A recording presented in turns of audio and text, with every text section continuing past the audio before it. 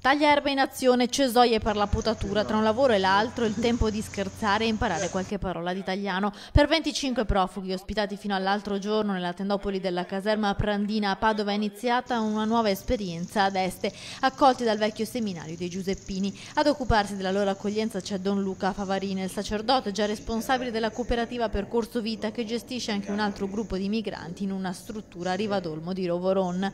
Qui è partito ad Este il progetto pilota che non ha precedenti in Italia, spiega il sacerdote.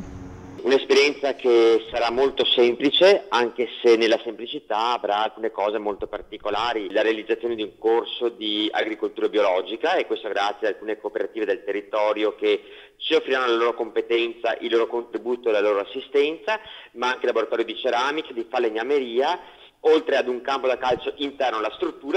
I profughi che provengono da Nigeria, Ghana, Gambia, Senegal e Togo faranno corsi di agricoltura biologica, poi verranno organizzate partite di calcio e cineforum. L'accoglienza è stata possibile grazie alla parrocchia delle Grazie e al comune di Este, dice Don Luca. Questi piccoli lavori consentiranno ai profughi non solo di imparare come si coltiva la terra qui, ma anche di mettere a disposizione le loro conoscenze. Intanto oggi a Padova sono arrivati un'altra ventina di profughi che sono stati portati in questura per l'identificazione, prima di essere poi distribuiti nelle strutture. L'accoglienza va fatta, quindi in un momento di necessità, di estrema necessità, anche i grandi gruppi purtroppo diventano soluzioni necessarie.